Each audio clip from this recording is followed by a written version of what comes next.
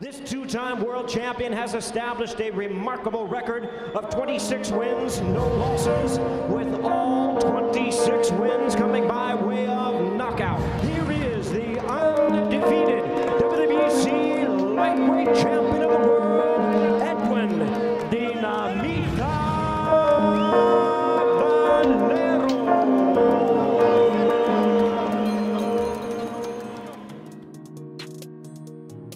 Meet Edwin Valero, one of the most dangerous men to ever step foot in the ring. He had the fire, the passion, the power, everything it took to be a legendary fighter. What a punch, what a delivery, what hand speed. Born and raised in the rough streets of Mérida, Venezuela, Valero was different from the other kids. Play fighting with friends often turned serious. He had a raging, uncontrollable temper that needed guidance, and thankfully, by the age of 12, he had found a way to channel his aggressive energy, the boxing gym.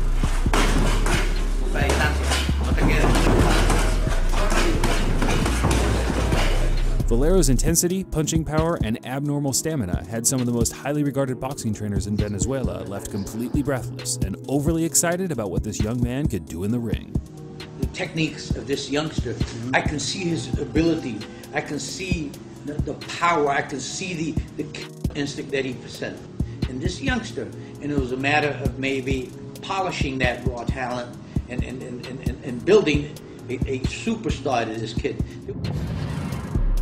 Valero was a standout amateur throughout his late teens. He had a record of 86 wins with a staggering 57 knockouts, an unusually high amount for a young man standing 5'6" and weighing no more than 120 pounds.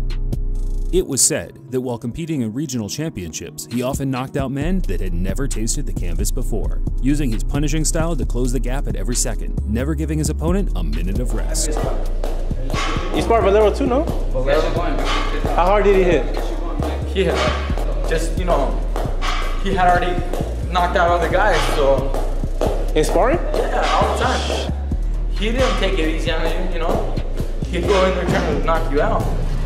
Everything took a drastic turn for the worse on February 5th, 2001, when Valero, now age 19, was involved in a severe motorcycle accident in which he was not wearing a helmet. He fractured his skull and had surgery to remove a blood clot. This injury was sustained prior to him launching his pro career, and it created roadblocks to major bodies sanctioning his fights. Valero claimed that his doctor cleared him to fight on January 17, 2002, and he turned pro that July with a first-round knockout.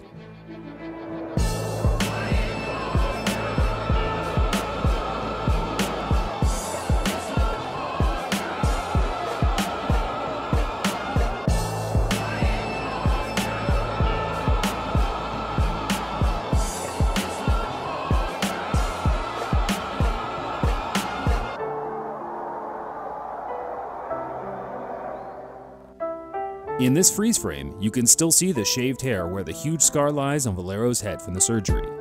A man with such injuries should clearly not be allowed to fight, but that didn't stop Valero from obliterating his next 17 opponents all in the first round.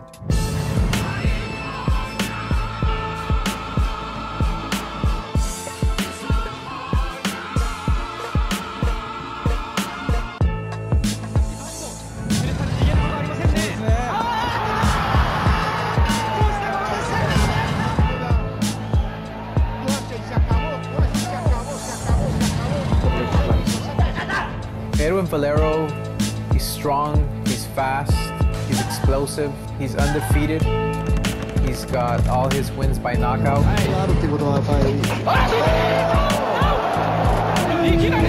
Because he's the best prospect to come out of Venezuela in 30 years.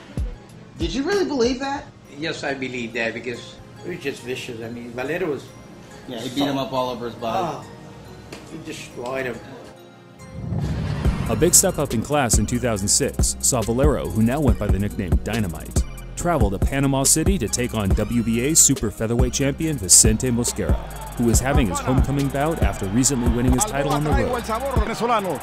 Panamá reconoce a su loco Mosquera, se notan los golpes de Valero como siempre con fuerza, pero allí intenta avanzar Mosquera, debe tratar de no descuidarse. Valero came out like a man possessed and knocked down his opponent twice in the first round. But unlike the rest, Mosquera got back to his feet and battled hard, and to the delight of the fans, mauled Valero into a knockdown in round 3.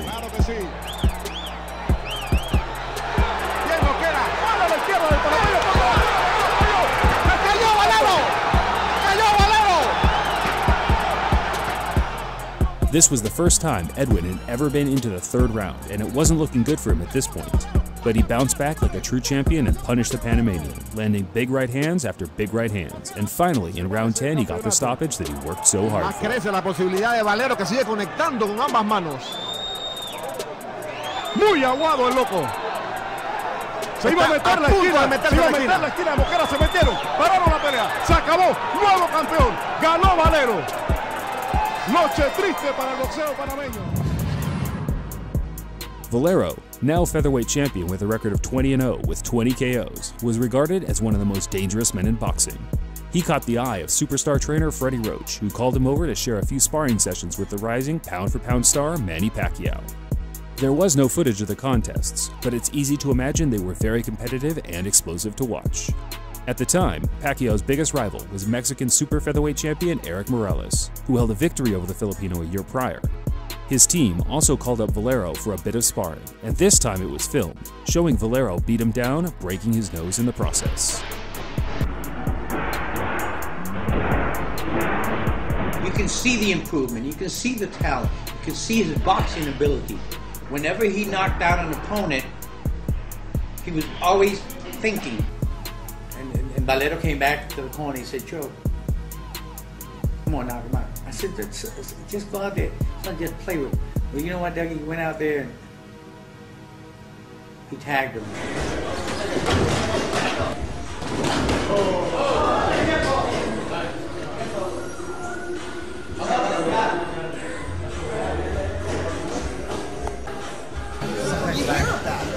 It's rare though, it's rare. Somebody got knocked out in sparring. But I've been watching sparring for 15 years. You know what I mean? Like, you know, out here, world-class gyms. I've never seen a sparring session have to get stopped because somebody got hurt until that sparring session between Valero and I think that he's one of those freaks of nature, you know, that has that power. That he's like the Julian Jackson of the back in the days. All it takes was one punch, and he landed that punch, and the fight was over. Back in the ring, Valero dominated and knocked out his next 4 opponents while defending his super featherweight title before moving up to lightweight to take on Antonio Pitalua for the vacant WBC strap. Valero's improvements over the last couple of years became very apparent, and he knocked out his opponent in the second round, showing once again his ferocious style as he landed 16 unanswered punches in a row. In this flurry, he must force DeMarco to deal with this kind of pressure tonight. It could be the difference. February 6, 2010, a 28-year-old Valero entered the ring for the last time. His opponent for the night was Mexican Antonio DeMarco, who was coming off a string of impressive victories and did his best to negate Valero's skill set in the opening round as he used his 4-inch height advantage to keep the Venezuelan at bay with his jab. Midway through the second round, DeMarco sliced open Valero's face with an accidental elbow, causing a massive amount of blood to seep from his forehead. When he employs that, he's doing it in spots here tonight. Valero with both hands down. Valero saying that he caught an elbow. Now he's got a gash over his right hand. That didn't come from a punch. I guarantee you that. Wow. Yeah, that is a major. Yeah, there's no way a punch. The blood only fired up Valero, and he started to completely take over the fight, landing vicious combinations that eventually wore DeMarco down so much he retired on his stool. A marketing statement tonight to tell the world, you haven't seen me, here I am. I am someone to be reckoned with in the lightweight division, and boy is he ever. 27-0. 27 consecutive stoppages. After his impressive victory, Valero announced he would be moving up another weight class to take on some of the biggest names in the sport. But before he had a chance, disaster struck.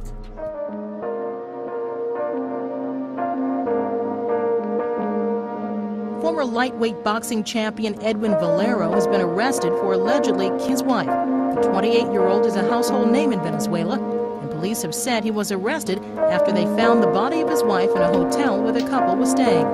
Valero was arrested after police found the body of his 20-year-old wife, Jennifer Vieira, bearing 3 wounds in a hotel room in Valencia. Valero allegedly had told hotel security personnel that he'd committed the crime. A police official said that Valero used his own clothes to himself in his jail cell early this morning.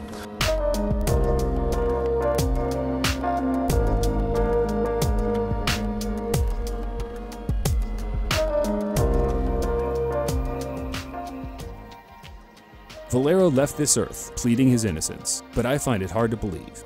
After all, he should have been convicted on multiple occasions for assault charges on his wife. His cherished position in his nation of Venezuela gave him a pass time and time again. He was friends with the president and could do no wrong in the eyes of the public, but his vicious ways caught up with him eventually and he took it a step too far, destroying the lives of his wife's family and leaving them with no justice as he took the easy way out just a few days later. Or did he? Well, you know, at first I don't believe that he'll do that for himself. I called his manager, who happened to be Jose Castillo. I asked him and verified him to him, and then he said, yeah, he did it. But, you know, according to him, he didn't do it. They killed him. Thanks for watching, fight fans. If you enjoyed the video, please leave a like on it and subscribe if you're new around here. Until next time, this is Boxing Legends TV, signing off. Serious. He had a raging, uncontrollable temper that needed guidance, and thankfully, by the age of 12, he had found a way to channel his aggressive energy, the boxing gym.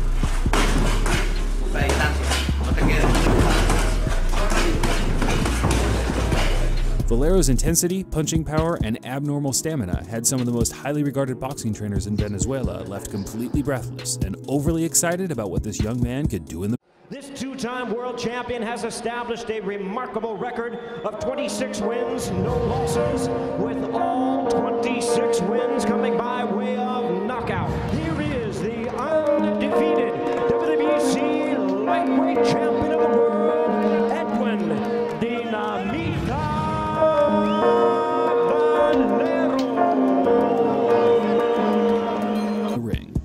The techniques of this youngster, I can see his ability, I can see the power, I can see the instinct that he possessed.